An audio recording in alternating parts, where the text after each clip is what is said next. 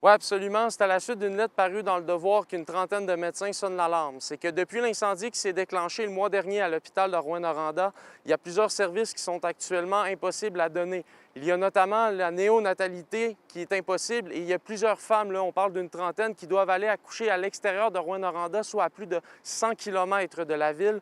On parle également là, que le centre qui normalement donne des soins aux enfants qui naissent prématurément ne peuvent être effectués et c'est le centre régional et on ne peut pas le faire, donc on doit transférer ces patients-là du côté de grands centres.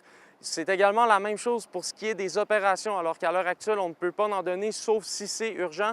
Et on doit également transférer les patients dans des grands centres. Il y a des patients actuellement qui annulent leur chirurgie pour ne pas se faire transférer et ça l'amène bien évidemment à de vives inquiétudes.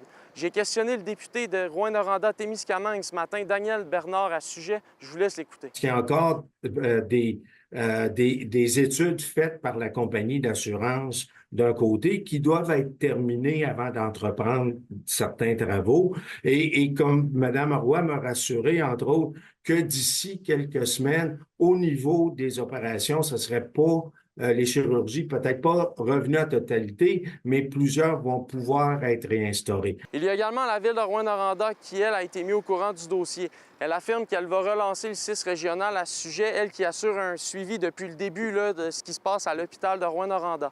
Pour le maire suppléant Sébastien Côté, il espère là, que la ville soit en mesure de retrouver les services de qualité qu'elle avait avant l'incendie. Et pour lui, l'argent ne doit pas être une question pour ne pas reconstruire le deuxième étage.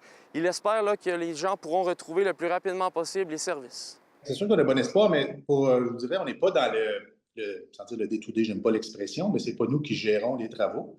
On va vérifier que le CISAT, l'avancée des travaux, les médecins hier ont soulevé des inquiétudes. Comme je vous disais, donc on va vérifier, mais c'est sûr et certain que la Ville veut que les services reviennent le plus rapidement possible, mais soient adéquats aussi. Le CISAT n'a pas répondu à notre demande d'entrevue en lien avec la situation, le cabinet du ministre de la Santé non plus.